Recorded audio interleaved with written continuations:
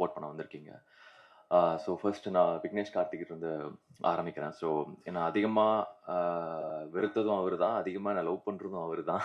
அப்படி தான் எங்களோட இது ஆரம்பிச்சது. இந்த கதை இல்லை, என்கிட்ட இன்னும் நிறைய கதை சொல்லியிருக்காரு. அதில் நாங்கள் ஒரு கதை ஆரம்பிக்கலாம்னு சொல்லி பிளான் பண்ணி போகிறதுல அது சில பல காரணங்களால் தள்ளி போயிடுச்சு. அப்போது தான் எனக்கு ஹாட்ஸ்பாட் 2 ஐடியா சொன்னார். நான் சொன்னேன், ப்ரோ ஹாட்ஸ்பாட் 1 எனக்கு கொஞ்சம் லைக் நெகட்டிவ் ரிவ்யூஸாக இருந்துச்சு, பயமாக இருக்குது அப்படின்னு. நீங்கள் பார்த்தீங்களா அப்படின்னு கேட்டார். நான் இல்லை அப்படின்னு. போய் உடனே போய் பார்த்தேன். பார்த்துட்டு என் கண்ணில் தண்ணி மட்டும் தான் இருந்துச்சு. அந்த கடைசி அதில் வர்றது கலையரசன் அவர் நடிச்சிருந்த அந்த கடைசி பார்ட் பார்த்துட்டு, என்ன ப்ரோ ஒரு இவ்வளோ எமோஷ்னலான ஒரு ஃபிலிமை வந்து ஏன் அதை வந்து எல்லாரும் எப்படி இதை தப்பாக எடுத்துக்கிட்டாங்க? ஏன்னா என் ஃப்ரெண்ட்ஸ் கிட்ட சொல்லும்போது கூட அந்த படமா அது ஒரு மாதிரி இருக்காது அப்படின்னு சொல்லும்போது, இப்படி ஒரு எமோஷன் இருந்துட்டு அதில் அதோட ரிவ்யூ இவ்வளோ பேடாக போயிருந்துச்சு அப்படின்னு நினைக்கும் போது ரொம்ப எனக்கு கஷ்டமாக இருந்துச்சு. அவரை வந்து அவர் புலம்பிட்டே இருந்த ஒரு 2 மணி நேரம் அவர்கிட்ட, ஏன் இப்படி பண்ணீங்க, ஏன் அந்த பேக் ஃபயர் இப்படியாச்சும் அந்த படத்தில் இவ்வளோ நல்ல படம் இது அப்படின்னு சொல்லி. ஸோ இதில் எனக்கு கதை கேட்டோன்னே எனக்கு ரொம்ப பிடிச்சிருந்துச்சு. கண்டிப்பாக பண்ணலாம் அப்படின்னு சொல்லி நாங்கள் ஸ்டார்ட் பண்ணோம். அண்ட் விக்னேஷ் கார்த்திக் நான் வந்து ரொம்பவும் லைக் ஒரு எப்படி சொல்கிறது, ஒரு ப்ராப்பர் ஆர்கனைஸ் டீம் அப்படின்னு தான் சொல்லணும் அவங்க. ஏன்னா சினிமாங்கிறது வந்து ரொம்ப ஈஸி கிடையாது. எங்கே யாராவது ஒரு இடத்துல ஒரு தப்பு பண்ணால் கூட எல்லாருக்குமே ஒரு பேக் ஃபயர் தான். ஏன்னா ஒரு டேரக்டர் நம்பி தான் நாங்கள் இத்தனை பேர் இங்கே வந்து உட்காந்துட்டு இருக்கோம். Right from editor, actors, producer எல்லாருமே ஒரு டேரக்டர் நம்பி தான் இருக்கும். அதை ஆர்கனைஸ் பண்ணலன்னா எல்லாமே எங்களுக்கு எல்லாருக்குமே ஒரு கஷ்டத்தை தான் கொடுக்கும். அப்படி இருக்கும்போது சூப்பராக ஆர்கனைஸ் பண்ணார். அதுக்கு பெரிய hats off Vignesh Karthik and அவரோட டீம் அசிஸ்டன்ட் டேரக்டர்ஸ். அதாவது அவர் என்ன நினைக்கிறாரோ இம்மீடியட்டா ஒவ்வொரு விஷயம் அவ்வளோ சீக்கிரமா ஃபாஸ்டா பண்ணி முடிச்சனால தான் இந்த இந்த பட்ஜெட்டுக்குள்ள இந்த படத்தை நாங்கள் முடிக்க முடிஞ்சது நான் ரொம்ப ஸ்ட்ராங்காக சொல்லுவேன். பெரிய தேங்க்ஸ் அவங்களுக்கு.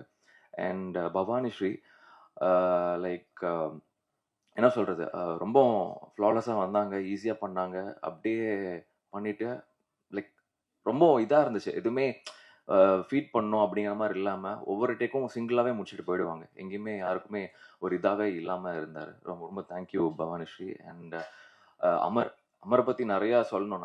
நான் ஒரு ஷோவில் போயிருந்தேன். எனக்கு ஃபர்ஸ்ட் ஷூட்டிங் அப்போ எப்படி இருக்கீங்க, நல்லா இருக்கீங்களா அப்படின்னா ரொம்ப தெரிஞ்ச மாதிரியே பேசுகிற அப்படின்னு. நான் தான் அவன் அப்படி நான் தான் அவன்னா யாருப்பா நீ, எனக்கு தெரியலையே அப்படிங்கும்போது, ஒரு ஷோவில் நான் வந்து உங்கள் பின்னாடி வந்து காமெடி பண்ணிட்டே சுற்றிட்டு இருந்தேன்ல, அதை நான் தான் அப்படி.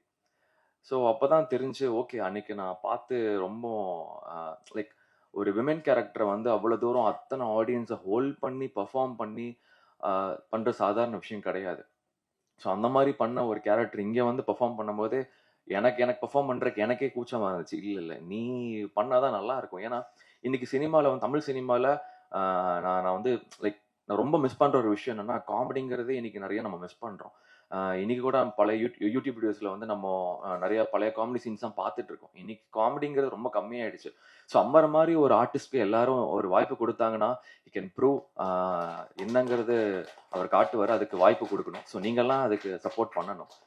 And thank you one and all year. And Aditya பார்த்தேன், லைக் ஆதித்யா ரக்ஷனோட காம்போவே வந்து எனக்கு பார்த்து ரொம்ப பிடிச்சிருந்துச்சு. லைக் அந்த ஒரு ஒரு ஒரு யூத், ஒரு யங்ஸ்டரோட வெறிய 2 பேரும் அவ்வளோ சூப்பராக காட்டியிருந்தீங்க. அண்ட் தம்பி ராமையா சார் வந்து ஃபர்ஸ்ட் நான் பார்த்த படம் அவரோட தான். எனக்கு பார்த்துட்டு விக்னேஷ் கார்த்திகிட்ட சொன்னேன், ப்ரோ நீ இவரது மட்டுமே எடுத்து முடிச்சிடலாம் இந்த படத்தை, ஏன்னா அவரே எல்லாம் முடிச்சுட்டு போயிட்டார், மொத்த படத்துக்கு என்ன தேவையோ அப்படின்னு. ஸோ அண்ட் அவரும் இந்த படத்தில் இருக்காங்கும் போது ரொம்ப ஹாப்பியாக இருந்துச்சு. அண்ட் ப்ரொடியூசர் லைக் உண்மையிலேயே இந்த மாதிரி ஒரு டீமை சப்போர்ட் பண்ணி இவ்வளோ தூரம் அந்த ஃப்ரீடம் ஸ்பேஸ் கொடுத்தனால தான் விக்னேஷ் கார்த்திக் வந்து இவ்வளோ இதை எக்ஸிக்யூட் பண்ண முடிஞ்சிச்சு. ஸோ அதுக்கு பெரிய நன்றி சார். அண்ட் இபி பிரியன் அவருமே வந்து ஒரு ஆர்கனைசிங்கில் வந்து அவ்வளோ தூரம் எல்லாத்தையும் பண்ணி இவ்வளோ தூரம் இந்த படத்தை வந்து ப்ராப்பராக இது பண்ணதுக்கு thank you so much. And Joseph பார்க்கறதுக்கு சின்ன பையன் அப்படி மாதிரி இருப்பான், ஆனால் அவர் உண்மையிலேயே வந்து வெரி டேலண்டட் கை. ஒரு டைரக்டருக்கும் கேமராமேனுக்கும் அந்த லவ் இருந்தால் மட்டும்தான் அங்கே ஒரு மேஜிக்கே நடக்கும். You did that. I am very proud of you and very happy to என்னையே நாங்கள் பார்க்கும்போது நாங்கள் ரொம்ப என்ஜாய் பண்ணோம். Thank you Joseph. And editor cuts எல்லாமே வந்து சொல்லவே தேவையில்லை. அதுவும் எல்லாரும் என்கிட்ட கேட்டது ட்ரெய்லரில் பிரிச்சுட்டாங்க எடிட்டிங்க சூப்பர் அப்படின்னு சொல்லி. சூப்பராக பண்ணியிருந்தீங்க. தேங்க்யூ. அண்ட் யாரையாவது மிஸ் பண்ணிட்டேன்னா, இவர் வந்து நம்ம பழைய படத்துல வர மாதிரி மருக வச்சா இவரே மருகல. அது உங்களுக்கு புரியுமான்னு தெரியல, எங்களுக்கு தெரியும். ஏன்னா அவர் எல்லா கதையிலும் இருந்திருக்காரு. நீங்க எல்லாம் நல்லா விட்டு கவனிச்சீங்கன்னா தெரியும். எனக்கு என்னோட இதுல ஃப்ரெண்டா வந்துருப்பாரு, அவரோட இதுல வந்து கடைசியில அந்த ஒருத்தர் விக்னேஷ் கார்த்திக் கிட்ட வந்து சொல்லுவாரு. அந்த மாதிரி எல்லா கேரக்டரும் பண்ணியிருப்பாரு. மல்டி டேலண்டட் அவர் தான்.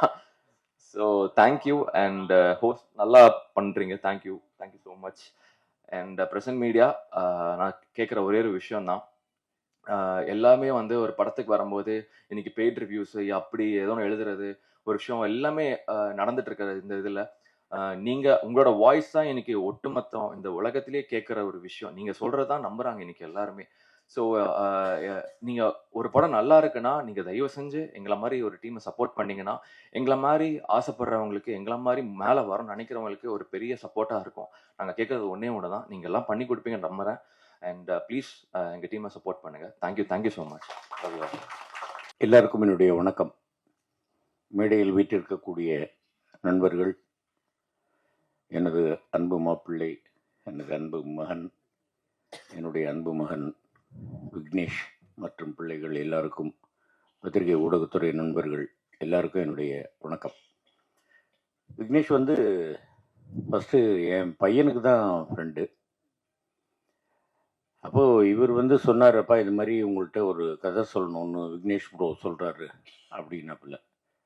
சரி அப்படின்னு வந்துட்டு அழகாக அந்த கேரக்டரை பற்றி சொன்னாப்புல. ஒரு சின்ன கேரக்டர் தான், ரொம்ப நல்லாயிருக்கும். ஒரு பெரிய ஸ்பெஷாலிட்டி என்னன்னாக்க, ஒரே கதையில் நீங்களும் உங்கள் பையனும் நடிக்கிறீங்கன்னாரு.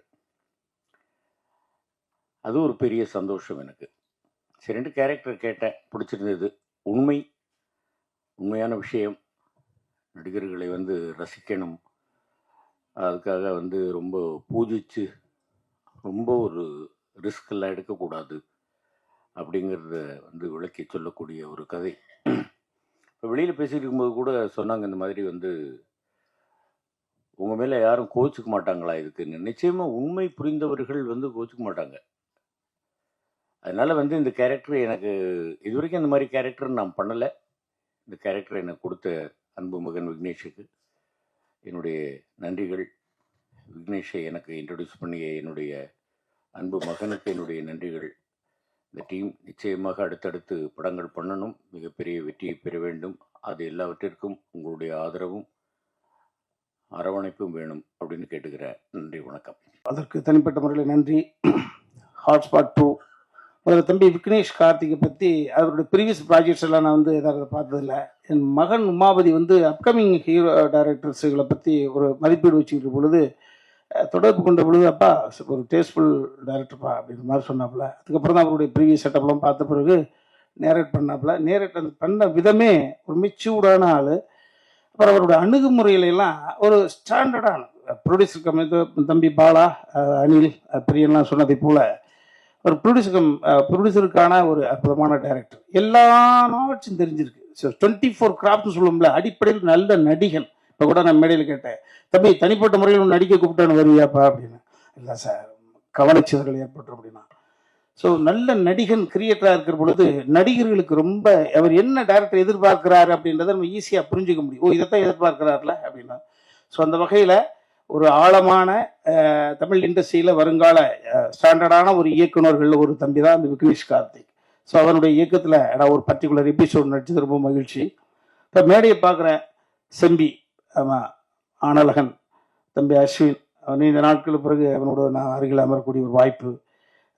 96 கதாநாயகி பவானி, 96 கதாநாயகி, இளைய கதாநாயகன் எங்கள் மாமாவோட செல்லப்பிள்ளை ஆதித்யா MS பாஸ்கர், விடுதலையினுடைய கதாநாயகி பவானி. இல்லை, ஸோ பெரிய ஒரு ஸ்டாண்டர்டான எல்லாருக்கும் புரிந்த அற்புதமான எதிர்காலத்திலூட அல்லது நகைச்சுவை வறட்சியை போக்குவதற்காக அமர்ந்திருக்கக்கூடிய தம்பி அமர். ஸோ நல்ல ஒரு டீம் இங்கே ஃபார்ம் ஆகிட்டு இருக்க பொழுது, ஆமாம், இப்போ ஒரு கேமராமேன் கூட தன்னை வளர்த்து இந்த நிலைக்கு ஆளாக்கியவர்களுக்கு அத்தனை பேருக்கு நன்றி சொல்கின்ற உணர்வோடு ப்ரிப்பரேஷனோடு வந்தார் பாருங்க. ஸோ அந்த எண்ணங்கள் தான் அடுத்த கட்டத்துக்கு நம்மளையெல்லாம் நிகழ்த்திட்டு போகும். அதே போல பாலா, சினிமாவில் என்றது ஒன்றை மட்டும் தெரிந்தால் மட்டாது, ஒரு நட்பு பாருங்க. ஒரு டைரக்டர் ப்ரொடியூசர் மாதிரி எல்லாமே இல்லாமல் அது சபை, ஒரு நம்மளுடைய அண்ணன் தம்பி அக்கா சித்தி அந்த உணர்வோடு வந்து விட்டுட்டேன் டைரக்டர்னா அந்த ஒரு யதார்த்தம், ஒரு ஆர்டிஃபிஷியலாக வந்து பேசாமல் ஒரு யதார்த்தத்தில், ஸோ ஒரு யதார்த்தமான பிள்ளைங்க. ஸோ ஒரு நல்ல ஒரு படைப்பை கொடுத்துருக்குறாங்க. எம்எஸ் பாஸ்கர் மாமா இங்கே வந்துட்டு போனாங்க, பேசிட்டு போனாங்க. ஸோ அந்த வகையில் எனக்கு ஒரு மகிழ்ச்சி. இந்த என்னுடைய போர்ஷன் என்பது செகண்ட் ஹாஃபில் வந்து வருதுன்னு நினைக்கிறேன். இன்னும் படத்தை பார்க்கல. ஒரு வித்தியாசமான கோணம் தான். ஒரு அப்நார்மல் தாட் எப்படி வேணாலும் யோசிக்கலாம். அதை ஒரு ஃபைனலில் வந்து அதுக்கு சரி பண்ணணும். எனக்கும் என் மகளுக்குமாக இருக்கக்கூடிய திவாரி, கே திவாரி கேள்விப்பட்டிருக்கேன். அந்த மாதிரி செஞ்சனா திவாரியா? ஆமாம். ஒரு தூணு கடுகு சிறுத்தாலும் காரம் போகாதுன்ற மாதிரி ஃபுல்லாக எனக்கு ப்ராம்ப்டிங் வேண்டாம், ஃபுல் டயலாக் நான் மண்டையில் ஏற்றிக்கிட்டு தான் பெர்ஃபார்ம் பண்ணுவேன்ட்டு அந்த பொண்ணு அப்படி பண்ணிச்சு. ரொம்ப நல்ல பெர்ஃபார்மன்ஸ் எல்லாமே. ஸோ அதனால் தமிழில் வந்து உள்வாங்கிக்கிட்டு எனக்கு ப்ராம்ப்டிங் இல்லை, சூழல் அந்த கேரக்டரோட மூடுக்கு போயிட்டு விக்னேஷ் அப்படி ஒர்க்கு வாங்குவான். ஒரு டேரக்டர் ஒர்க்கு வாங்குறது என்பது ஒரு எக்ஸ்ட்ரா ஒரு நூல் மேலே போனால் கூட விட்டுருவான், இல்லை சார் அப்படின்னு. ஸோ இதில் ஏதாவது எனக்கு ஒரு புகழ் கிடைத்ததா, இந்த credit goes to Vignesh Karthik. இந்த அற்புதமான பிள்ளைகள் அடுத்த தளத்துக்கு சிறப்பாக பயணம் போக இல்லாமல் இறைவனை பிரார்த்தனை பண்ணிக்கிறேன். நன்றி, வணக்கம். ஹாட்ஸ்பாட் எல்லாரும் பார்த்துருப்பீங்கன்னு நினைக்கிறேன். உங்கள் எல்லாருக்கும் பார்ட் 2 பிடிச்சிருக்கோன்னு நம்புகிறேன். First I would like to thank Vignesh Karthik. ஆக்சுவலாக ஹாட்ஸ்பாட் 1 பார்க்கும்போது நினச்சேன், இந்த டிரெக்டர் டிஃப்ரெண்ட்டாக கான்செப்ட்ஸ்லாம் வந்து ப்ரெசென்ட் பண்ணுறாரு, இவரோட ஒர்க் பண்ணால் நல்லா இருக்கும் அப்படின்ட்டு. கரெக்டாக வந்து ஹாட்ஸ்பாட் 2ல் வந்து என்னை ஒரு ஸ்டோரிக்கு கூப்பிட்டுருந்தாரு. அதை விட அந்த ஸ்டோரியே எனக்கு ரொம்ப இன்ட்ரெஸ்டிங்காக இருந்தது, ரொம்ப க்யூட்டாக இருந்தது.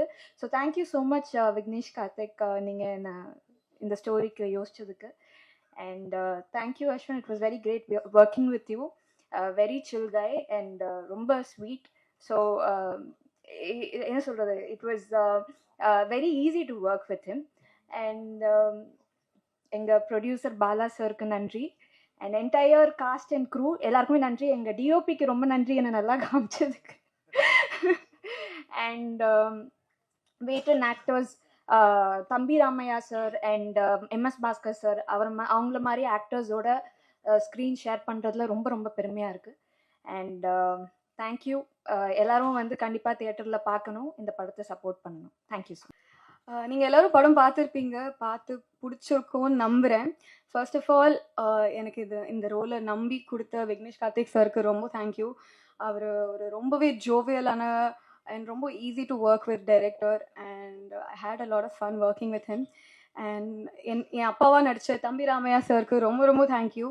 அவர் அவ்வளோ பிரமாதமான ஆக்டர், ரொம்ப சீனியர் ஆக்டர். அப்படி இருந்தும் ரொம்பவே என்கரேஜிங்காக அண்ட் ரொம்பவே ஃபன்னாக என் கூட ஒர்க் பண்ணுறது, ஐ மீன் எக்ஸ்பீரியன்ஸ் இருந்துச்சு. ஸோ தேங்க்யூ ஸோ மச் தம்பி ராமையா சார். அண்ட் எங்களோட கூல் ப்ரொடியூசர் பாலா சாருக்கு ரொம்ப நன்றி. அவரும் ரெகுலர் ப்ரொடியூசர்ஸ் மாதிரி ரொம்ப சீரியஸாக இருக்காமல் ரொம்பவே ஃபன்னாக ஆக்டர் கூட இப்போ பண்ணுற டான்ஸர் கூட அவங்க இப்போது. So thank you so much Bala sir. And thank you to the entire cast and team, and thank you so much. I hope this movie is a great hit. Thank you guys. Hotspot 1க்கு இதே மாதிரி வந்து நின்னது எனக்கு ஞாபகம் இருக்குது. பயங்கரமாக support பண்ணீங்க. அதனால தான் அந்த படம் எங்களுக்கெல்லாம் எவ்வளோ ஒரு ப்ளஸ் பாயிண்ட்டாக அமைஞ்சதுன்னு எங்களுக்கு மட்டும்தான் தெரியும், உங்களால் தான். ஸோ அதனால தான் ஹாட்ஸ்பாட் 2 இதையும் கண்டிப்பாக அதே மாதிரி உங்களுக்கு பிடிச்சிருக்கும் அப்படின்னு நம்புகிறோம். அதே மாதிரி கண்டிப்பாக அதை விட ஜாஸ்தியாக சப்போர்ட் பண்ணிங்கன்னா ரொம்ப சந்தோஷம். Please. First Vignesh Karthik bro 2 படம் கன்சிக்யூட்டிவாக என்னை நம்பி எனக்கு இந்த சான்ஸ் கொடுத்ததுக்கு நான் ரொம்ப வெரி கிரேட்ஃபுல். ரொம்ப சந்தோஷம். அப்படி என் மேலே ஒருத்தர் நம்பிக்கை வைக்கிறாரு அப்படிங்கிறப்போ சந்தோஷமாக இருக்குது. எனக்கு ஒரு கான்ஃபிடென்ஸ் வருது. விக்னேஷ் ப்ரோ, தேங்க்யூ ப்ரோ, நீங்கள் சூப்பர். உங்கள் விஷன் எல்லாம் அவர் பயப்படாமல் கான்ஃபிடென்ட்டாக டிஃப்ரெண்ட்டாக பண்ணுறது நீங்களும் சப்போர்ட் பண்ணிட்டு தான் இருக்கீங்க. கண்டிப்பாக இதே மாதிரி சூப்பராக பெரிய பெரிய படம் பண்ணி அவர் பெரிய சக்ஸஸ் பார்ப்பார். என்னையும் அப்படியே கொஞ்சம் கூட்டி போங்க bro. Sir, producer sir Bala sir, நான் அந்த மாதிரி ஒருத்தர் அந்த பொசிஷனில் இருக்கிற ஒருத்தர் அவ்வளோ கிரவுண்டடாக, அவ்வளோ தன்மையாக, அவ்வளோ ஸ்வீட்டாக, ஃபன்னியாக இருந்து நான் பார்த்ததில்லை. ரொம்ப சந்தோஷம். அவர் படத்தில் எனக்கு ஒரு சான்ஸ் அவர் கொடுத்ததுக்கு, 2வது படத்தில் திரும்ப சான்ஸ் கொடுத்ததுக்கு ரொம்ப சந்தோஷம். அவர் சொல்லுவார், நீங்கள் பெரிய ஆளாவீங்க, அதுல என்னோட பங்கு ஒரு பெரிய பங்கு கண்டிப்பா இருக்கும்னு எனக்கு தெரியல. பட் அது எத்தனை பேர் சொல்லுவாங்க அப்படின்னு எனக்கு தெரியல. ரொம்ப நன்றி சார், ரொம்ப கிரேட்ஃபுல் சார். நான் உங்கள்கிட்ட சொன்னதில்லை, அப்படி எல்லாரும் முன்னாடியும் சொன்னா எனக்கு ஒரு சந்தோஷம் சார். சூப்பர். இந்த படத்துல தம்பிராமையா சார், மாமா, எம்எஸ் பாஸ்கர் சார், அவங்க கூட அப்பா அவங்க அவங்க இருக்கிற படத்துல எனக்கு நடிக்க சான்ஸ் கிடைச்சதெல்லாம் பெரிய விஷயம். எனக்கு நான் ஒரு 20 வருஷம் கழிச்சு யோசிச்சு பார்த்தா எனக்கு ரொம்ப சந்தோஷமா இருக்கும். கிடைக்குமான்னு தெரியல இந்த மாதிரி சான்ஸ் எல்லாம் திரும்ப. அஸ்வின் ப்ரோ, பவனிகா, சஞ்சனா, அவங்க ரக்ஷன்னா எனக்கு என் படத்துல என்னோட கதையில அவர் எனக்கு பெரிய நிறைய விஷயம் சொல்லி கொடுத்து எனக்கு ரொம்ப சப்போர்ட் பண்ணியிருக்காரு, ரொம்ப ஹெல்ப் பண்ணியிருக்காரு. ஸோ ரக்ஷன்னாவுக்கு வந்து ஒரு ஸ்பெஷல் தேங்க்ஸ். ரொம்ப சந்தோஷம் எனக்கு. இந்த மொத்த டீமுமே எனக்கு இப்போ ஒரு மாதிரி ஃபேமிலி மாதிரி ஃபீல் ஆகுது. எல்லாரும் அவ்வளோ கம்ஃபர்டபுளாக வச்சுக்கிட்டாங்க. என்ன அவங்க சும்மா விளையாட்டுக்கு சொல்றாங்கல்ல, விளையாட்டுக்கெல்லாம் சொல்லலை, அவங்க செல்லப்பிள்ளைன்னு மீன் பண்ணி தான் சொல்றாங்க. அதெல்லாம் எனக்கு அவ்வளோ ஸ்பெஷல். எனக்கு இதுக்கு மேல இந்த மாதிரி சான்ஸ் எல்லாம் எத்தனை வாட்டி கிடைக்கும்னு தெரியல. பட் இப்போ எனக்கு ரொம்ப சந்தோஷமா இருக்கு. இன்னைக்கு நைட் நான் போய் ஜாலியா தூங்குவேன். அதுக்கு பெரிய காரணம் பிரஸ் அண்ட் மீடியா. நீங்க சப்போர்ட் பண்ணுவீங்க எனக்கு தெரியும். பட் இருந்தாலும் முடிஞ்ச அளவுக்கு சப்போர்ட் பண்ணி இதை வந்து மக்கள் தியேட்டருக்கு வந்து 23ஆம் தேதி பார்க்க வைக்கிறது உங்க கையில தான் இருக்கு. ப்ளீஸ் அது கொஞ்சம் எல்லாரும் பண்ணா எங்களுக்கு வந்து பெரிய ஒரு கான்ஃபிடன்ஸ் பூஸ்டா இருக்கும். கடைசியா ஸ்பெஷலா ரொம்ப டீப் டவுன் ஃப்ரம் ஹார்ட் சொல்றேன், தானு சார், தேங்க்யூ சார். இது இப்ப எத்தனை பேர் பண்ணுவாங்க அப்படின்னு தெரியல எனக்கு.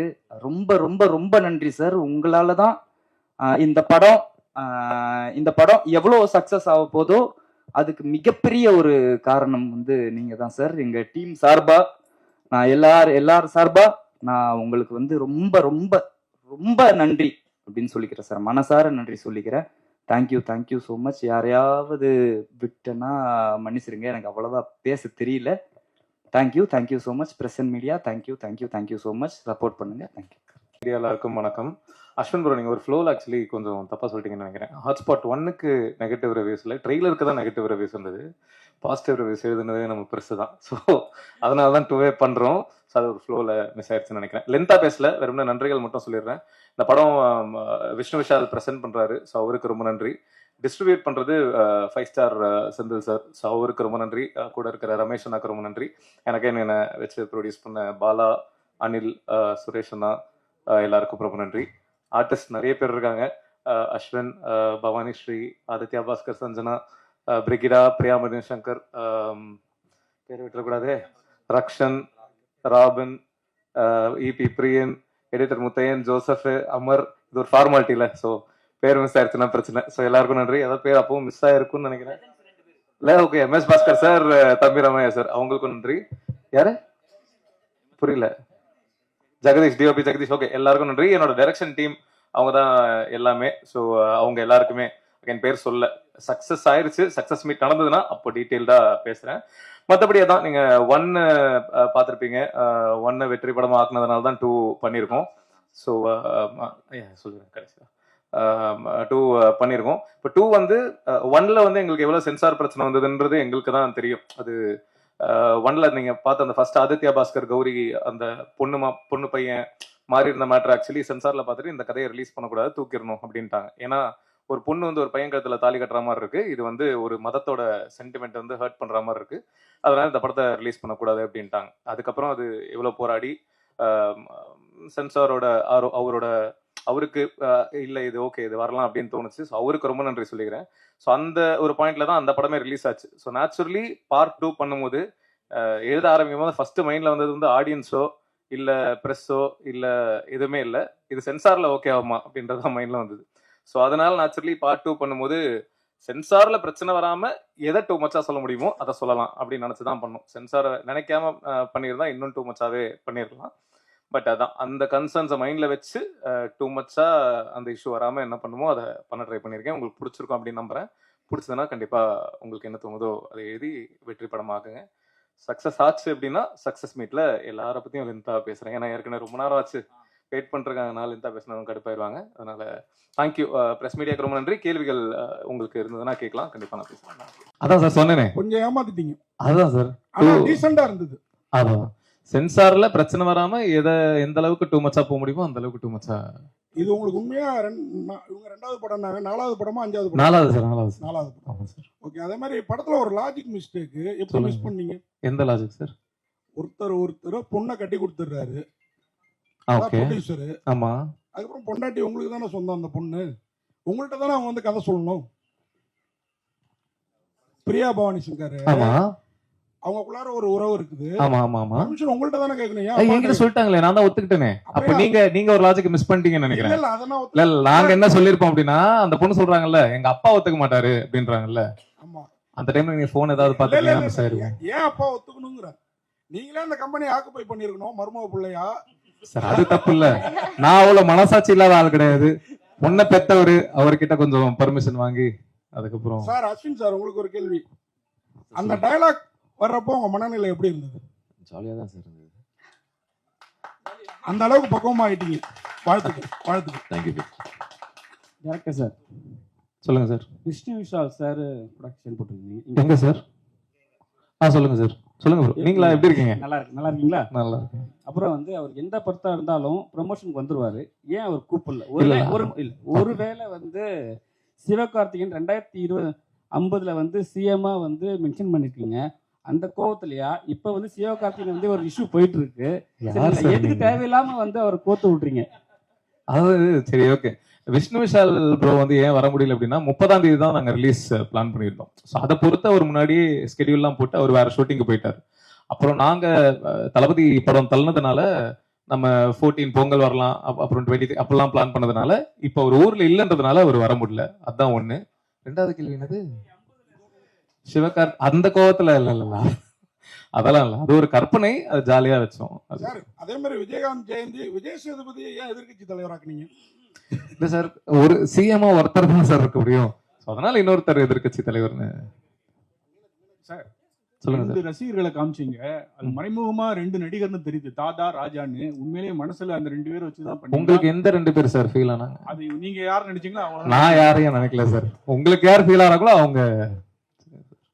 டைரக்டர் சார், சார் இப்போ உங்களோட படங்கள் வந்து டைம் டிராவல் பேஸ்ட்லயும் இருக்கு, நீங்க சொல்ற நெரேஷன்லயும் டைம் டிராவல் இருக்கு, ஃபியூச்சரை உற்று நோக்கி. ப்ரெசென்ட் நீங்க எப்படி பாக்குறீங்க சார்? ஏன்னா ஃபியூச்சர் தான் நீங்க ஆசைப்படுற மாதிரி எனக்கு ஃபீலா இருக்கு. ப்ரெசென்ட் நீங்க எப்படி பாக்குறீங்க? தம்பி ராமையா சார் கதை ப்ரெசென்ட் தானே சார்? சார் நான் என்ன சொல்றேன்னா, உங்களோட கதைகளும் உங்களோட எண்ணங்களும் வந்து ஃபியூச்சரை பேஸ் பண்ணி, ஐ மீன் அடியிலையும் ஃபியூச்சர் டைம் டிராவல், இதுலயும் டைம் டிராவல் அப்படி சொல்றேன் சார். ப்ரெசென்ட் நீங்க எப்படி பாக்குறீங்கன்னு கேக்குறேன். ப்ரெசென்ட் இப்போ நான் இங்க உட்காந்துருக்கும் போதே நைட் என்ன சாப்பிடலாம் அப்படின்னு ஃபியூச்சரை பத்தி தானே சார் யோசிக்கிறேன். அதனால யோசிக்கும் போதே கொஞ்சம் ஃபியூச்சரிஸ்டிக்கா யோசிக்கிறேன்னு நினைக்கிறேன். So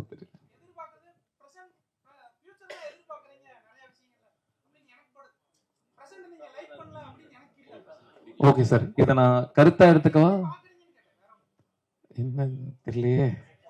okay sir. விக்னேஷ், சொல்லுங்க சார். படமா ரொம்ப நல்லா இருக்கு. Thank you sir. சும்மா ஜாலியான கொஸ்டின்ஸ் தான், தப்பா நினைச்சுக்கோங்க. இப்போ ஆக்சுவலா வெஸ்டர்ன் கண்ட்ரீஸ்லயே வந்துட்டு இந்த எல்ஜிபிடிலாம் வந்துட்டு இப்போ பேன் பண்றாங்க. அப்படி இருக்கும்பொழுது நம்ம ஊர்ல அதை வந்து ஒரு பொது உடைமை ஆக்குற முயற்சிகள் மாதிரி தெரியுது இதுல. இல்ல சார், அது சரியா அது நீங்க கேக்குறது பெரிய டாபிக் சார். அது இல்ல பெரிய டாபிக், அது சின்ன விஷயம். ஆடியன்ஸ் வந்து அது ரொம்ப அது வந்து கரெக்ட் அப்படின்னு எடுத்துக்குவாங்க, இல்லைன்னா அப்படி ட்ரை பண்ணலாமான்னு எடுத்துக்குவாங்க. அந்த மாதிரி ஏதாவது விஷயம் இல்ல சார், என்னோட கருத்து வந்து இந்த உலகம் எல்லாருக்கும் சொந்தமானது, எல்லாருக்கும் பொதுவானது. ஒவ்வொருத்தருக்கும் ஒவ்வொரு விருப்பு வெறுப்புகள் இருக்கும். ஒவ்வொருத்தருக்கு அது பிரச்சனைன்னு சொல்லக்கூடாது. இப்போ எல்ஜிபிடி அவங்களுக்கு பிரச்சனை, ஏன்னா அது பிரச்சனை கிடையாது, அதுதான் எங்களோட இயற்கை அப்படின்னு அவங்களோட கருத்து இருக்கும். ஸோ எல்லாருக்கும் சொந்தமான உலகத்துல அவங்களுக்கு பிடிச்ச மாதிரி இருக்கிறது, அடுத்தவங்களை கஷ்டப்படுத்தாத வரைக்கும் அவங்களோட சந்தோஷம் அவங்களோட உரிமை இல்லை சார். அது அவங்களோட கால். சரி ஓகே. ஃபர்ஸ்ட் பார்ட்ல வந்துட்டு நீங்க சினிமா அந்த கிரேஸ் வந்து கொஞ்சம் இது பண்ணிருப்பீங்க, கிரிட்டிசைஸ் பண்ணிருப்பீங்க இல்லையா நடிகர்கள் மேல. ஃபர்ஸ்ட் கதையில இதுல ஃபர்ஸ்ட் கதையில பண்ணிருப்பீங்க. செகண்ட் பார்ட்ல, அதாவது செகண்ட் ஹாஃப்ல நீங்க என்ன சொல்ல வரீங்கன்னா நடிகர்கள் தான் 2050 வரை சிஎம் ஆகுறாங்கன்ற மாதிரி காமிச்சிருப்பீங்க. அது ஒரு கான்ட்ராஸ்டான விஷயமா, அது ஒரு சர்காஸ்டிக்கான ஒரு விஷயம் தானே சார். இப்போ இருக்கிற விஷயத்த சொல்றோம். 50 வரைக்கும் இப்படியே இருந்தா அப்படின்னு அது ஒரு சர்க்காசம் தான் சார். சரி, அப்புறம் மகளையே லவ் பண்ணலாம் அப்படின்ற ஒரு ஐடியா உங்களுக்கு இன்ஸ்பயர் பண்ணது யாராவது இருக்காங்களா? இல்ல நீங்க கதையெல்லாம் ரிவீல் பண்றீங்க. இதுக்கு நான் பதில் சொன்னா கதையை சொல்ற மாதிரி ஆயிரும். சரி, ஆனா அது அது இல்ல அப்படின்னு தானே நம்ம கடைசியில சொல்றோம். ஓகே. அப்புறம் lover and girl bestie, lover and boy பெஸ்டிலாம் இருக்கிற மாதிரி ப்ரொடியூசருக்கு வந்து ஒய்ஃபும் இருக்காங்க. அப்புறம் ஒரு ஒய்ஃப் பெஸ்டி கால் பண்ற மாதிரி தெரியுது. அந்த ஒய்ஃப் பெஸ்டி மாதிரி நெக்ஸ்ட் பார்ட்ல ஏதாவது ஒய்ஃப் பெஸ்டின்ற ஒரு டேர்ம் கொண்டு வர மாதிரி ஏதாவது ஐடியா இருக்கா? இதை நான் யோசிக்கிறேன் சார். ராத்திரி பண்ணோம்னா அவரே ஜோடி இல்லைன்னு என்கிட்ட கோபமா பேசிக்கிட்டு இருக்காரு. இதை என்கிட்ட ஐடியாவா சொல்லி ட்ரை பண்ணலாம் சார். டைரக்ட் சார், ஹலோ சொல்லுங்க சார். 2021 அற்புதம்னு ஒரு தெலுங்கு படம். Okay sir. அதுல செல்போன் வந்து மின்னல் வரும். ஓகே. மின்னல் வந்தோன்னா அது பின்னாடி போயிடும். அந்த இது அதுல இருந்து எடுத்திருக்கீங்க. நான் அற்புதமா பார்க்கல சார், எனக்கு தெரியல. மேபி வந்திருக்கலாம், சிமிலர் தாட், தெரியல சார். டைரக்டர் சார் சொல்லுங்க சார். லெஸ்பியன் என்னும் ஒரு இனச்சேர்க்கை வந்து அதை எதிர்க்கிறவங்க என்ன சொல்றாங்கன்னா அது ஒரு வாழ்க்கை முறை அல்ல, செக்ஸ்ல ஒரு வகை அப்படின்னு தான் சொல்றாங்க. நீங்க இதை ஏத்துக்கிற மாதிரியே கதையை கொண்டு போய் இருக்கீங்க. ஆமா சார். உங்களுடைய கருத்து என்ன? இல்ல சார், நான் ஏத்துக்கிறேன் சார். அதான் சொன்னேனே, ஒவ்வொருத்தருக்கு அவங்களோட விருப்பு வெறுப்புகள் அவங்களோட உரிமை. அதை நாம இதான் சரி இதான் தப்புன்னு சொல்லி, இப்போ நீங்க தாடி வச்சிருக்கீங்க, தாடி வைக்கக்கூடாதுன்னு நான் சொன்னா சரியா சார்? அது உங்களோட உரிமை இல்லை, உங்களோட விருப்பு வெறுப்பு இல்லை. அது இப்போ அரிக்கும், குளிச்சுட்டு துவைக்கிறதுக்கு இதை துவட்டுறதுக்கு கஷ்டமா இருக்கும் அப்பெல்லாம் சொன்னா நான் பாத்துக்கிறேன் அப்படின்னு தானே நீங்க சொல்லுவீங்க. அதே மாதிரி தானே அவங்க. இப்போ நான் லெஸ்பியன், இப்போ நான் ஒரு கேன்னு வச்சுக்கோங்களேன், நான் கேவா இருக்கிறதுனால உங்களுக்கு என்ன அது பாதிப்பாக போகுது அப்படின்னு தானே நான் கேட்பேன். புரியுதுல உங்களுக்கு? ஸோ அவங்களோட உரிமை சார். அது ஒரு குடும்ப அடுத்தடுத்து சங்கிலி தொடர் மாதிரி போகணுமே, அது குறையுமே அது? எது சார்? அது மாதிரி நீங்க சொன்ன மாதிரி செஞ்சா அடுத்தடுத்து அந்த குடும்பத்தின் சங்கிலி தொடர் வரணும்ல, அது குறையுமே. இல்ல சார், அதான் நீங்க இப்ப கேட்கிற கேள்வி வந்து ஒரு பெரிய டிஸ்கஷன். இதை நான் ஒரு வார்த்தையில பதில் சொல்ல முடியாது. அது உட்காந்து ஒரு 1/2 மணி நேரம் 1 மணி நேரம் ஒரு டிபேட்டாவே பேசக்கூடிய ஒரு டாபிக். ஸோ குடும்பம் இப்ப நிறைய பேர் அப்படின்னா ஒரு ஆணும் பெண்ணும் கல்யாணம் பண்ணிக்கிறாங்க, நான் குழந்தை பெற்றுக்க மாட்டேன் அப்படின்னு முடிவு பண்ணிட்டு வாழ்றாங்க. அப்ப கூட குடும்பம் தொடராதே சார். அப்ப என்ன சொல்லுவீங்க?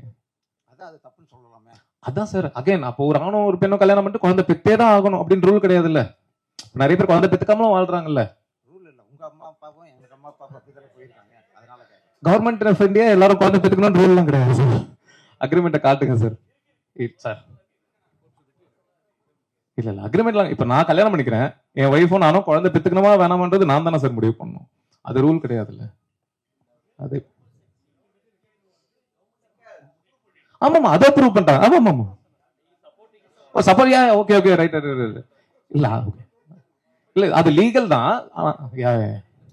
377 ரூல். Hello, okay sir. இங்க இங்க இங்க இங்க சார், சார் இந்த பக்கம் சொல்லுங்க சார். இப்போ சினிமால பாத்தீங்கன்னா இன்னைக்கு வந்து ஒவ்வொரு படமும் ஓடுறதுங்கிறதே ஒரு மிகப்பெரிய விஷயமா இருந்துட்டு இருக்கு கடந்த சில வருடங்களா.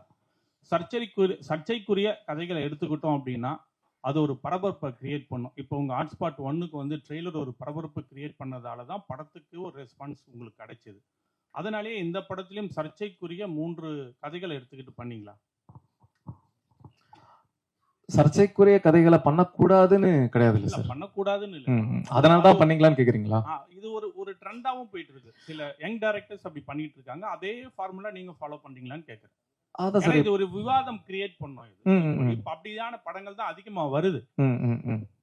ஆமா சார். இப்போ ஹாட்ஸ்பாட் 1 ஒரு ஃபிளேவர்ல இருந்தது. ஸோ இப்போ ஹாட்ஸ்பாட் 2 அப்படின்னு நான் பண்ணும்போது லவ் ஸ்டோரி பண்ண முடியாதுல்ல. ஏன்னா ஹாட்ஸ்பாட் 1 பார்த்துட்டு 2 பார்க்க வர ஆடியன்ஸ் வந்து 1 என்ன ஃபிளேவர்ல இருந்தோ அதே மாதிரி ஒரு ஃபிளேவர் தான் 2ல எதிர்பார்க்க போறாங்க.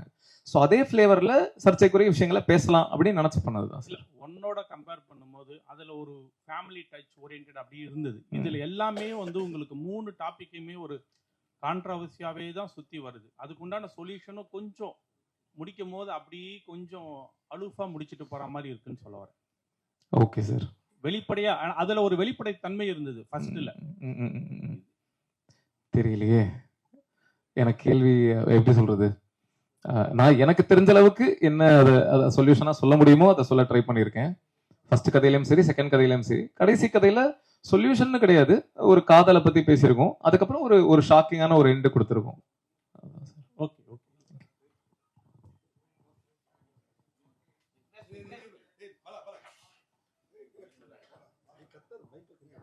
சொல்லுங்க ப்ரோ. கள்ளக்காதல் அதிகமா ஆதரிக்கிறீங்களோ? இன்னும் நீங்க பேசலையே அப்படின்னு பார்த்தேன். லேட்டா பேசினாலும் லேட்டஸ்டா கள்ளக்காதல கள்ளக்காதலுக்கு பயங்கரமா ஒரு பிலாசபிலாம் சொல்றீங்க. சசிகுமார் சார் ஒரு டயலாக் சொல்லியிருப்பார்ல, பின்னாடி இருந்து இவர் தான் எமோஷன் ஆவாருன்னு பார்த்தேன். இதுவே தப்பா இருக்குதே, பொண்ணை லவ் பண்ற மாதிரி வருதேன்னு நினைச்சேன். பட் ஆனா அதை விட பெரிய குண்டு கூட இருக்கிற ஃப்ரெண்டு துரோகம் பண்ற மாதிரி ஒண்ணு வச்சீங்கல்ல. கேளுங்க, திரும்பி கேளுங்க சார். ஃபர்ஸ்ட் கேட்டீங்களா கேளுங்க. இல்ல கள்ளக்காதல் தானா? இல்ல சார், காதல் எது சார் நல்ல காதல் கள்ளக்காதல்? எல்லாமே காதல் தானே சார். அதான் வரையுதா. பட் அது சரியா தப்பான்றது அகைன் அவங்க உங்களோட அதுக்குன்னு கள்ளக்காதலை ஆதரிக்கிறேன் அப்படி எடுத்துக்காதீங்க. இல்ல சார், ஒருத்தருக்கு துரோகம் பண்ணாவே அது கள்ளக்காதல் கணக்கு தானே சார் அது வருத்தம். அப்புறம் எப்படி சார் அது நல்ல காதல் எல்லாமே சொல்ல முடியும்? அந்த 2 பேருக்கு அது நல்ல காதல் தானே.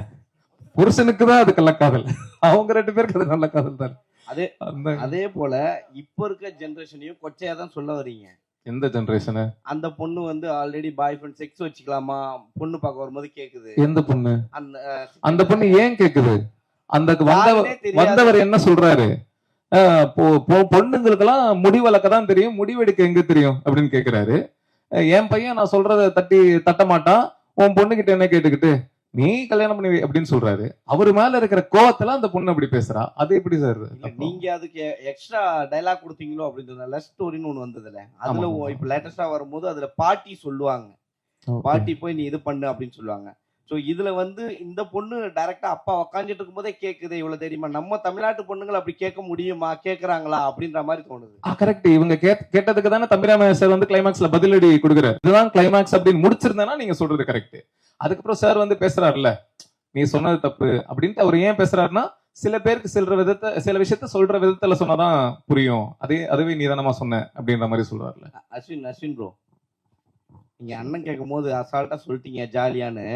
பட் ஆனா அந்த டைலாக் உங்களுக்கு எவ்வளவு அளவுக்கு ஆழமா உங்களை காலி பண்ணுச்சுன்னு உங்களுக்கு தெரியும், குத்திச்சுன்னு தெரியும். பட் அந்த டைலாக்கே ஃபர்ஸ்ட் நீங்க அவர் போன் பண்ணும்போது ஹாட்ஸ்பாட்டா அது அப்படி இருந்தது அப்படின்னு சொன்னீங்க. பட் உங்களை நடிக்க வைக்கும் போது இந்த டைலாக் தான்டா அவன் சொல்ல போறான் அப்படின்னும் போது என்ன தோணுச்சுன்னு தான் கேட்கறோம். அதே போல இப்போ நீங்க கதைகள்லாம் கேட்கும் போது தூங்குறீங்களா இல்ல முழிச்சுக்கிட்டீங்களா? ஒரே ஒரு கேள்வி, நான் நேர்மையா கேட்ட நீங்க பதில் சொல்லுவீங்களா? சொல்லுங்க. நான் வந்து 40ங்கிறது ஜென்ரலா நான் சொன்ன ஒரு நம்பர். நான் அதுக்கு மேலேயும் கேட்டிருக்கலாம், அது கம்மியும் கேட்டிருக்கலாம். இன்னைக்கு நீங்க எவ்வளவு கதை கேட்டாலும் நீங்க தூங்காம இருந்திருப்பீங்களா? நீங்க படத்திலேயே நான் பாக்குறேன், தியேட்டர்ல அத்தனை பேர் தூங்குறாங்க. நாங்க யாரும் புண்படுத்துறதுக்கா யாரும் நான் பேசுனது கிடையாது. நான் தெளிவாகவும் நான் அதுக்கான ஒரு வீடியோ நான் கொடுத்துட்டேன். நீங்க திரும்ப இப்போ இந்த இதுல வந்து படத்துக்கு வரும்போது நீங்க திரும்ப அதை பத்தி கேக்குறீங்கன்னா நீங்க தான் எனக்கு குத்த பாத்துட்டே இருக்கீங்க. குத்தல நாங்க, நீங்க எடுத்துக்கிட்ட விதம். இப்போ அந்த டைலாக்கே உங்களுக்கு இருக்கிறாங்க, அவ்வளவு போல்டா நீங்க நடிச்சிருக்கீங்க. இப்போ நீங்க முழிச்சுக்கிட்டீங்களா? இப்போ நடிக்கிறதுக்கான முன்னேற்றம் வந்துட்டு இருக்கீங்களான்னு சார், நான் உண்மையே நான் வந்து நான் ஒரு ப்ராப்பர் ஆக்டர் நான் சொல்ல மாட்டேன். நான் கத்துக்கிட்டு தான் இருக்கேன். இன்னைக்கு நான் விக்னேஷ் கார்த்திக் கிட்ட அவர்கிட்ட நான் நிறைய கத்துக்கிட்டேன். நான் ஒர்க் பண்ற ஒவ்வொரு டைரக்டர் கிட்டயும் நான் கத்துக்கிட்டு தான் இருக்கேன். அது ஒரு endless process. Okay, cool. Trying to be a better actor. Cool. Vignesh, உங்களுக்கு விக்னேஷ் ஃபர்ஸ்ட் ஸ்டோரியில வந்து 2 பெரிய நாயகன்கள் இறந்த உடனே அதான் அவங்க ரசிகர் இறந்துடுறாங்க. அதுக்கு வந்து அவங்க என்ன சொல்றாங்க, கதையே சொல்லாதீங்க சாரி, அந்த அந்த அந்த இடத்துல வந்து அவங்க ஃபேமிலியை வந்து தத்தெடுக்க சொல்றீங்க.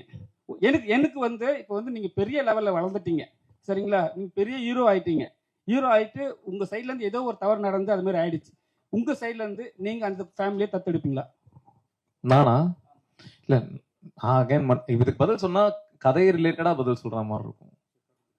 சோ இப்போ சார், அது என்ன டிண்டர் எக்ஸ் சாலிகிராமம் ஒரு டயலாக் வருது, Tinder pump sorry, Instagram Saligram, அது ரைமிங் சார். இன்ஸ்டாகிராம் சாலிகிராம் இல்ல, சாலிகிராம் நிறைய தம் அடிக்கிற பொண்ணுங்களை பாக்குறோம், அதை வச்சுதான் எழுதுறீங்களா சார்? இன்னும் எங்காவே இருக்கீங்கன்னு புரியுது. தம் அடிக்கிற பொண்ணுங்களா கல்ல போடுறாங்க பாத்தீங்களா? ஆனா அஸ்வின் பத்தி கண்டிப்பா நான் இந்த படம் பண்றதுக்கு முன்னாடியே வந்து நிறைய பேர் வந்து இவரை பத்தி பண்ணுமா அப்படிலாம் சொன்னாங்க. ஆக்சுவலி நிறைய பேர் அதான் லென்த்தா போயிடும். நான் சக்சஸ் மீட்னு ஒன்று நடந்ததுன்னா அதுல லென்த்தா சொல்றேன். நீங்க நினைக்கிற மாதிரி அவர் கிடையாது, ஒரு டோட்டலா வேற மாதிரி உண்மையாவே. Correct sir. நீங்க தானு சாருக்கு வந்து நன்றி சொன்னீங்க, பெரிய வந்து ரிலீஸ் ஆகல அப்படின்னு. அது ஓகே, தியேட்டர் கிடைக்கல. ஆனா மங்காத்தான்னு ஒரு படம் வருது, அதை ஏதாவது ஃபீல் பண்ணீங்களா? மங்காத்தாவும் வராம இருந்தா நல்லா தான் இருந்திருக்கும். பட் ஆனா மங்காத்தா வந்து முன்னாடியே டேட் போட்டாங்க. சோ அதனால நாங்க கேட்க முடியாது. நாங்க வரலாம்னு நினைக்கும் போது தான் தெரிய டேட் போட்டாங்கன்றதுனால அவங்க கிட்ட கேட்டோம் சார். அடுத்த படத்துல 2 ரசிகர்களையும் திட்ட மாட்டீங்க, அவரை மட்டும் திட்டுவீங்கன்னு நினைக்கிறேன். நாங்க எந்த ரசிகர்களை திட்டணும்னு நீங்க நினைக்கிறீங்கன்னு தெரியல. பெரிய ஹீரோ தான் நாங்க யாரையும் சும்மா கற்பனையா நினைச்சு திட்டணும் சார். சார் ஒரே நிமிஷம். ஆக்சுவலா மங்காத்தா தேரி 2 வந்தா நல்லா இருக்கும்னு நான் ஃபீல் பண்ணேன். அது உங்களுக்கு புரிஞ்சிருக்குன்னு நினைக்கிறேன். அவரு சும்மா கற்பனையா பேசுறாரு, அதை கண்டுக்காதீங்க. விக்னேஷ் ஜி சொல்லுங்க சார். நன்றி நன்றி நன்றி சார். நன்றி நன்றி விக்னேஷ் ஜி சொல்லுங்க சொல்லுங்கண்ணா. நீங்க சொன்னீங்க அவர்கிட்ட 2 ஹீரோ, நீங்க எந்த ஹீரோன்னு யோசிச்சேன்னு சொன்னீங்க. ஆமா. இப்போ உங்களுக்காக விட்டு கொடுத்துருக்காருல்ல, அந்த படத்தோட ஹீரோ தானே கலாச்சிருக்கிறீங்க. அதான் அது நீங்க அப்படி நினைச்சீங்கன்னா அந்த பப்ளிகம் போடுற விஜய் தானே கலாச்சிருக்கீங்க சார். ரஜினி சார பபிள் கம் போட்டிருக்காரு. இல்லையா அந்த ஸ்டைல்ல போல் எதுவும் இல்ல சிவாஜி பார்த்தது இல்லையா நீங்க? சிவாஜி த பாஸ் அதுல போட்டிருக்காரு. போட்டு தாங்க போட்டிருக்காரு. இது சார் ரஜினி சார் பண்ணாததா சார்? இது தளபதி மட்டும் தாங்க இப்படி பண்ணிருக்காரு. இல்ல இல்ல அது உங்களோட கற்பனை சார். வணக்கம் சார். நடிகர்கள் வந்து தலைவர்களா மாறிட்டு இருக்காங்க, ரசிகர்கள்லாம் தொண்டர்களா மாறிட்டு இருக்கு. இந்த காலகட்டத்துல இந்த படம் வந்து இப்ப அரசியல் ஏதாச்சும் தாக்கத்தை ஏற்படுத்தும் நினைக்கிறீங்களா? அது படம் ரிலீஸ்க்கு அப்புறம் தான் தெரியும். தெரியலையே தாக்கத்தை ஏற்படுத்துமா படுத்தாதான்றது எனக்கு தெரியாது. எனக்கு ஒரு கருத்து இருந்தது, அந்த கருத்தை அந்த படம் மூலமா சொல்லிட்டு இந்த கதைக்கு பர்டிகுலரா அந்த ஃபர்ஸ்ட் ஸ்டோரிக்கு மட்டுமே வந்து நிறைய சம்பவங்கள் உங்களை ஏதாச்சும் பாதிச்சுதா? இந்த கரூர் சம்பவம் மாதிரி ஏதாவது? இல்ல சார், நாங்க இந்த கதையை வந்து 2024 மேவா ஜூனா 2024 மேவோ ஜூனோ ஷூட் பண்ணிட்டோம் கதையை. 24 நான் சொல்றது போன வருஷம். எங்ககிட்ட ஃபுட்டேஜும் இருக்கு, அது பாத்தீங்கன்னா உங்களுக்கு டேட் முத கொண்டு ரஷ்ல பாத்தீங்கன்னா கண்டுபிடிச்சிடலாம். ஸோ அதுக்கும் இதுக்கும் சம்மந்தமே இல்லை. என் கதை எழுதுனது வந்து 2021 எப்பயோ எழுதி ரெஜிஸ்டர்லாம் பண்ணியாச்சு. ஸோ அதனால அதுக்கும் இதுக்கும். இன்னொன்று வந்து லெஸ்பியன் ரிலேஷன்ஷிப் வந்து பாத்தீங்கன்னா செக்ஷுவலா தான் ஸ்டார்ட் ஆகுது அப்படிங்கிற மாதிரி சொல்லியிருப்பீங்க. ஏன்னா ஃபர்ஸ்ட் வந்து உங்க ஒய்ஃப் வந்து பாத்தீங்கன்னா பிசிக்கல் ரிலேஷன்ஷிப் ஸ்டார்ட் பண்றப்பதான் வந்து பாத்தீங்கன்னா அது எனக்கு இன்ட்ரெஸ்ட் இல்லை, லெஸ்பியனா வருது அப்படின்ட்டு வருது. ஸோ லெஸ்பியன் வந்து வெறும் செக்ஸ் மட்டும் தான் டிமாண்ட் பண்ணுது அப்படிங்க நினைக்கிறீங்க? அவ்வளவு டீடைல்டெல்லாம் சொல்லவே இல்லையே சார். அந்த இடத்துல எனக்கு ஒரு 5-10 நிமிஷம் தான் இருந்தது. அதுக்குள்ள அதை எப்படி சொல்ல முடியுமோ அப்படி சொல்ல ட்ரை பண்ணேன்.